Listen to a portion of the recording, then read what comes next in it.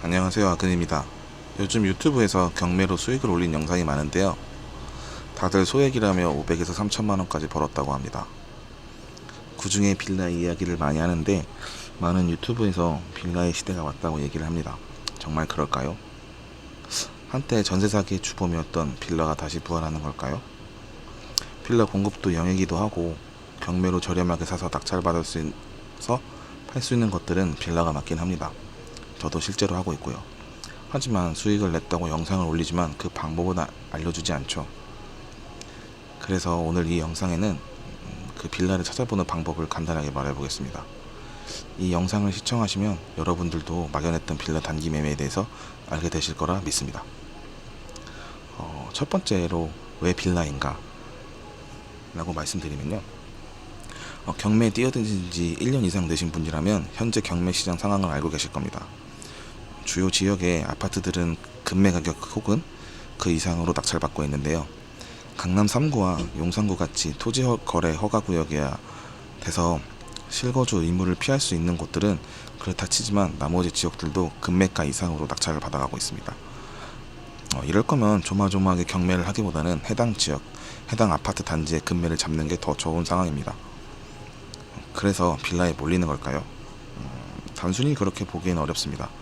현재 빌라의 매력은 여러 가지가 있는데 그중 제일 중요한 것은 허구 인수 조건 변경이라는 조건의 건입니다. 이게 빌라 경매에 엄청난 매력을 가져다 주고 있습니다. 보통 빌라의 경우 매매가와 전세가가 거의 같기 때문에 집주인이 살고 있는 빌라거나 월세로 임차인이 있는 물건이 아닌 이상 계속 유찰이 됩니다. 싸게 낙찰받는다 하더라도 전세 보증금은 낙찰자가 인수, 즉 대신 내줘야 되는데 이게 낙찰받아오는 대출보다 높은 경우가 많아 내 돈이 따로 더 들기 때문입니다. 그런데 허그 인수 조건 변경권은 앞으로 허그 보증 변경이라고 줄여서 말해보겠습니다. 이건 허그에서 전세 보증금 이하로 낙찰받아도 낙찰된 가격까지만 받고 대항력을 포기하겠다는 물건지라는 뜻입니다. 즉 2억 2천만 원의 빌라에 전세가 2.2억이면 빌라는 100만 원의 낙찰을 받아도 보증금 2.2억 원 돌려줘야 합니다. 그러나 허그 보증 변경권은 2억 2천만 원 빌라를 1억 5천만 원에 낙찰받으면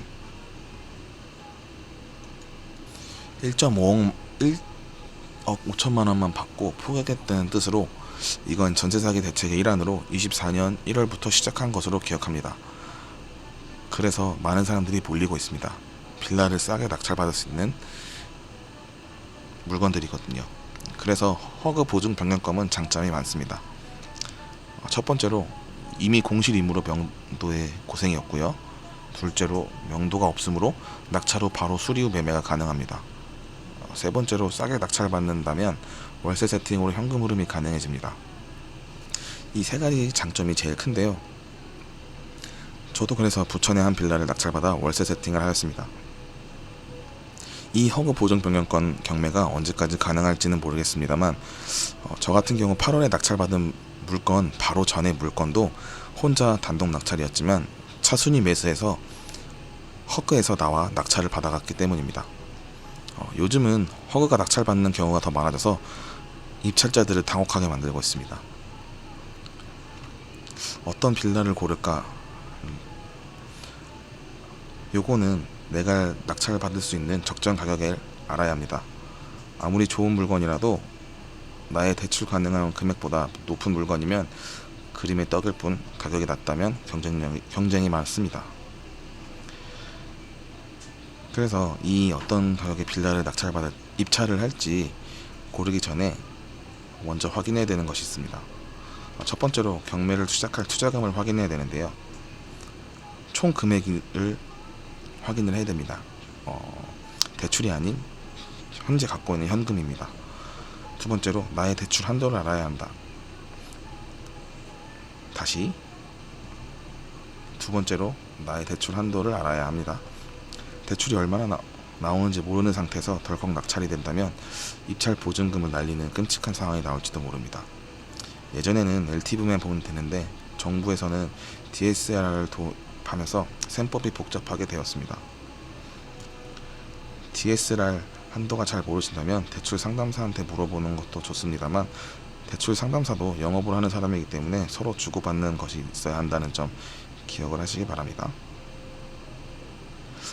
이 경매 대출은 낙찰가의 80%와 감정가의 60%중 낮은 금액으로 대출이 나오는데 이 두 가지의 금액을 알아야 합니다. 제 예를 들면 저는 3천만 원이 있었습니다. 2억짜리 빌라를 1.5억에 낙찰받는다고 치면 낙찰가의 80%인 1.2억의 대출이 나오고 감정가의 60%면 1.2억이므로 동일하면서 저는 2억짜리 빌라를 1.5억대에 받아야 제 투자금 3천만 원으로 해결할 수 있게 됩니다. 하지만 이 금액이 서로가 감정가와 낙찰가가 조금 차이가 난다면 투자금이 더 들 수 있을 수도 있습니다. 그래서 투자금 모두를 다 입찰 가격에 쓰면 안 되고 대출 한도를 잘 아는 게 좋습니다.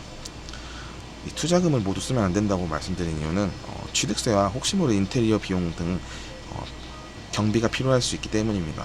그래서 최소한 투자금의 20% 정도는 더 있어야 된다고 생각을 하는데요. 10%도 약간 적으니까 한 20에서 30% 정도, 그러니까 20% 정도는 꼭 무조건 있어야 된다고 생각하시면 좀 편할 것 같습니다. 세 번째로 어떤 빌라를 골라야 하는지 봐야 되는데요. 이제 바로 전에서 말했던 투자금과 낙찰 가능한 대출 가능한 금액대까지 알아서 입찰을 할 수 있는 금액대의 빌라까지 알았다면 이제 어느 지역에 어떤 빌라를 살지 결정을 해야 합니다. 단순히 임장 가기 편하게 내가 사는 곳에 위주로 고르면 반려빌라가 될 수 있습니다. 수도권을 위주로 본다면 우리가 봐야 할 곳은 정해져 있습니다. 첫 번째로 강남과 연결되어 있는 2호선, 4호선, 7호선, 9호선에 있는 역세권 빌라입니다.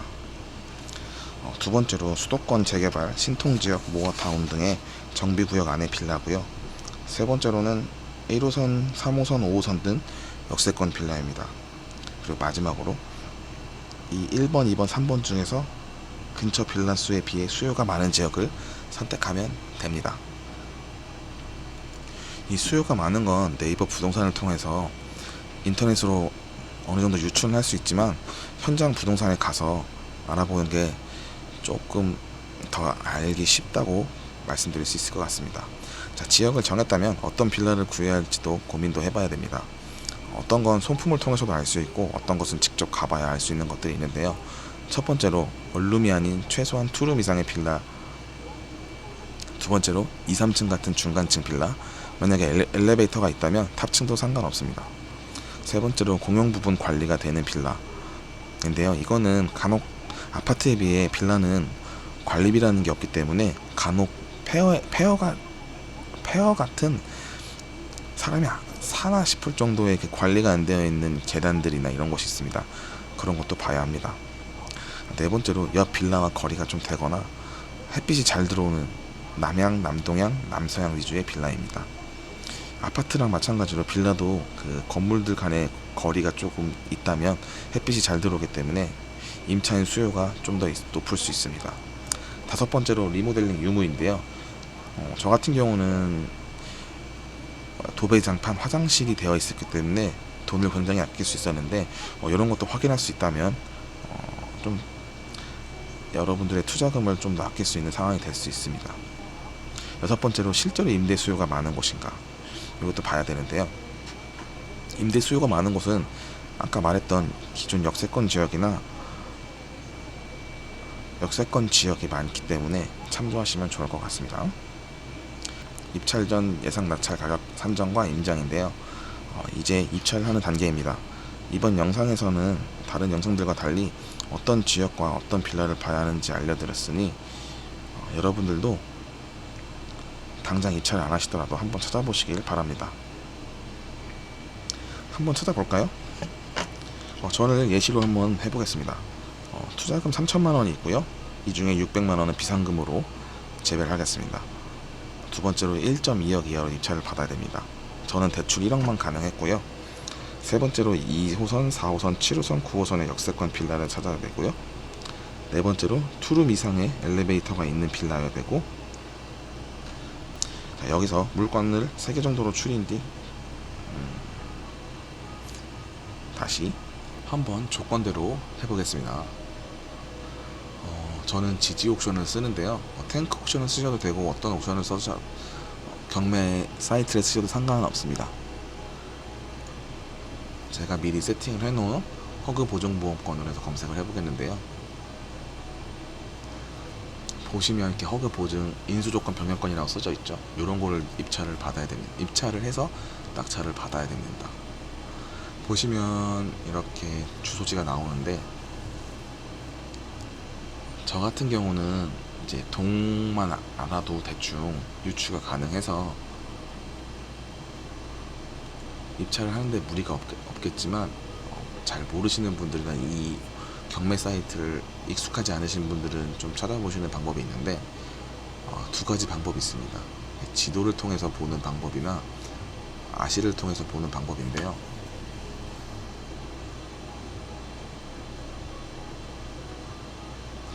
지지 옥션 같은 경우에는 지도에서 경매 물건을 보는 기능을 지원을 해서 볼 수가 있습니다.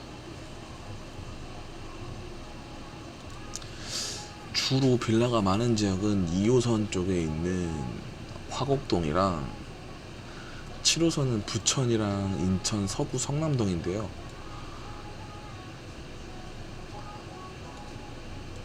화곡동을 먼저 보겠습니다. 이쪽 지역인데 지금 제 노트북이 렉이 걸릴 정도로 많죠. 이쪽 지역에 지금 경매가 다 나왔는데, 좀 허그 인수 보증 변경권 같은 경우는 그 전세 사기가 많이 일어난 지역이랑 일치합니다. 그래서 인천의 주안이랑 부천의 일부, 그리고 화곡동 보시면 이렇게 많습니다. 그래서 보통 화곡동을 많이 받아 가시는데요. 왜냐면은 서울이기도 하고 2호선과 5호선이 연결되는 역세권 위주로 받아 가셔서 이쪽이 좀 많습니다. 입찰은 쉬울 수 있는데 단점은 매도를 할 수가 조금 어려울 수도 있죠. 그래서 원래는 올해 상반기 때만 해도 좀 70% 이하로 낙찰을 받을 수가 있었는데, 요즘은 좀 그렇게 가격이 힘들기 때문에 좀 잘 보셔야 됩니다. 여기 까치산역 근처가 제일 좋겠죠. 요렇게 또 이 중에 재개발이나 공공재개발이나 재개발 모아타운 같은 게 포함되어 있으면 더 좋을 수가 있습니다. 차후에 새 아파트로 가질 수 있으니까 오히려 좀 더 메리트가 있을 수 있겠죠. 이쪽이랑 지금 좀 렉이 걸려서 조금 해보겠습니다.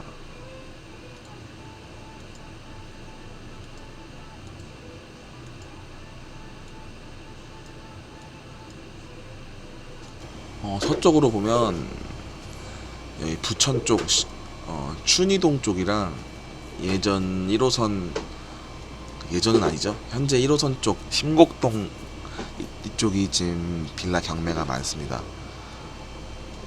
그리고 좀 더 옆으로 가면 역곡역 위주로도 빌라 여기 지역도 많고요. 조금 더 서쪽으로 가면 제 노트북이 많이 예전 거라 좀 느려서 양해 부탁드리겠습니다. 보시면 이제 이렇게 보여드릴게요.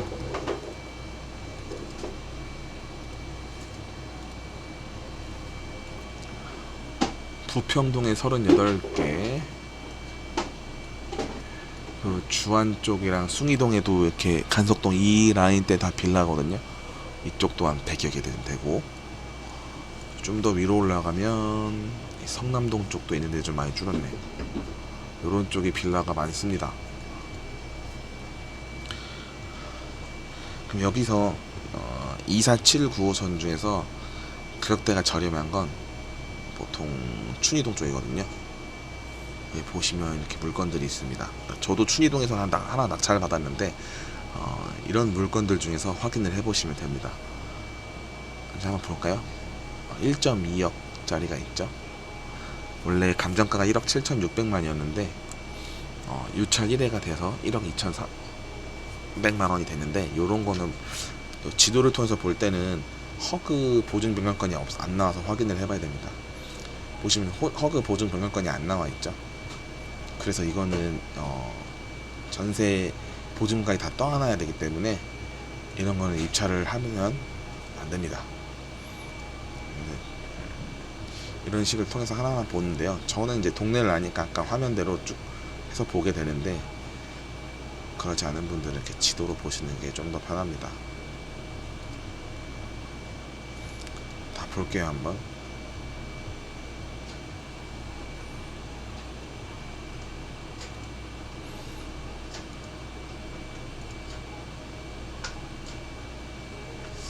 지금 제가 클릭하는 건 쪽에 다 안 나왔을 수도 있습니다.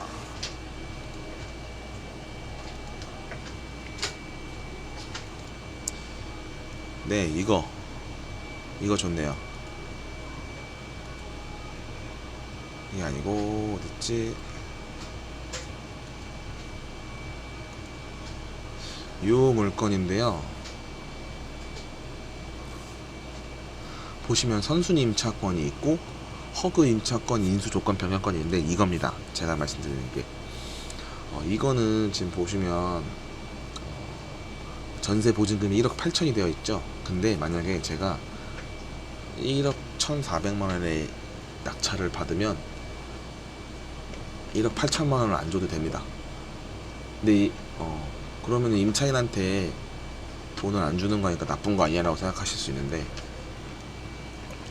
이건 허그에서 이미 다 보증을 지급을 해준 거기 때문에 임차인한테 1억 8천만 원이 다 주었고, 임차인은 이 집을 떠난 상황이기 때문에 임차인한테 미안할 필요 전혀 없습니다. 그냥 허그가 7천만 원 정도의 손해를 감수를 하고 팔겠다는 뜻이기 때문에 이런 걸 노리시면 됩니다. 만약에 1억 6,400짜리를 1억 2천에 낙찰을 받으면 4천만 원 정도 싸게 산 거죠. 한 25% 정도? 그러면은 여기서 이제 월세를 준다고 해도 월세 수익률 자체가 나쁘지 않을 수 있습니다. 월세로 해도 되고 1억 2천에 해서 1억 4천쯤에 팔아도 2천만 원 정도 수익을 볼 수 있겠죠. 그래서 임차인 수요가 있고 역세권을 봐야 됩니다. 7호선 같은 경우는 부천 춘희동이 굉장히 좋은 게, 이 7호선 라인을 쭉 따라가보면 빌라가 밀집되어 있는 지역은 서울에서 제일 가까운 거는 춘희동이 제일 가깝습니다. 나머지는 다 아파트 지역 있는 까치울, 이제 구로, 온수 이런 것 보시면 다 아파트가 있는 지역이라서 사실상 사회초년생들이 빌라를 매입해서 살 수 있는 곳이 없습니다. 보시죠. 바로 광명이고 대림, 신풍역 남아서, 이쪽은 또 이제 아파트들이 많기 때문에 별로 없죠. 그리고 쭉 넘어가면 동작구 상도동 나오고 이수역 해서 강남이 나옵니다. 그렇기 때문에 강남으로 출퇴근하는 사람들이 제일 저렴하게 주거를 할 수 있는 지역이 부천이 제일 가깝습니다. 그래서 이쪽은 제가 경험해 보니까 인테리어 좀 하고 세팅을 하면 2주일 안에 보통 임차인이 옵니다. 월세를 세팅할 수 있습니다. 그래서 문제가 없고, 매매를 하려고 하면 조금 시간이 걸리겠지만 지금 같은 경우에는 월세를 해서 하는 것도 나쁘지 않을 겁니다. 저 가격이 아마 공시지가 1억이기 때문에 세금도 그렇게 큰 부담이 없을 겁니다. 아니면 이런 방법도 있는데요. 아까는 지도로 찾았는데 이렇게 지하철을 검색해서 나오게 하는 방법도 있습니다. 보시면 아까 2479라고 했으니까 아까 7호선 말고 2호선 찾아볼까요? 2호선을 통해 검색을 하면 반경 500m가 좋긴 한데, 그런 물건들은 아마 물건 수가 적게 나올 테니까 한번 보겠습니다. 이렇게 보시면 지금 많이 나오죠. 2호선인데 1km 있는데 허그 인수 조건 보증 변경권들, 요런 아파트, 요런 빌라들을 한번 보신 다음에 입찰을 해보시면 좋을 것 같습니다. 화곡동 이렇게 많죠. 오피스텔 같은 경우 해도 되는데 빌라나 오피스텔이랑 별 차이는 없습니다만 저는 일단 빌라 위주로 봤기 때문에 조금 확인을 해보시는 게 좋을 것 같습니다. 오피스텔 같은 건 관리비가 나오기 때문에 관리비랑 월세를 포함하는 금액이 좀 클 수가 있어서 임차인들 중에서 부담스러워하는 사람들이 있기 때문에 저는 관리비가 없는 빌라 쪽으로 봤습니다. 아파트가 아닌 이상 가격이 저렴한 게 매도도 쉽고 월세도 잘 나가기 때문에 그런 면을 봤습니다. 이렇게 보시면 이 물건 중에서 골라보셔서 해보시면 됩니다.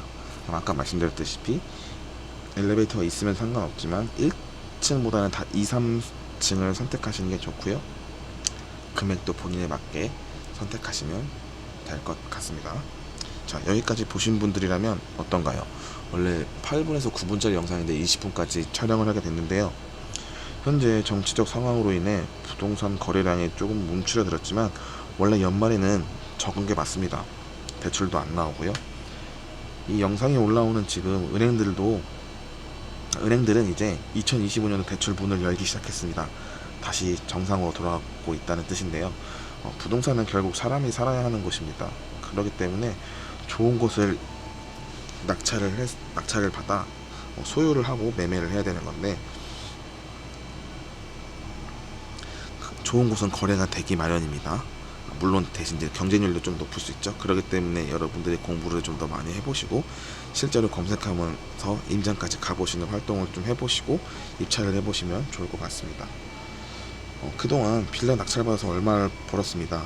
이런 빌라에 혹은 이런 빌라의 현재 최저 입찰가는 얼마이고 낙찰을 받는다면 시세대비 얼마이익이라는 영상들을 많이 보셨는데, 그런 영상들보다는 실제 이런 빌라 매물을 찾는 영상을 한번 만들어 봤는데요. 도움이 되셨는지 모르겠습니다. 처음이라 만든 영상이지만 저는 이 영상이 개인적으로 조회수가 잘 안 나왔으면 좋겠습니다. 제가 알고 있는 제 노하우 중에 한 절반 이상을 오픈을 했기 때문에 조회수가 안 나와야 제가 좀 더 돈을 벌 수 있을 것 같습니다.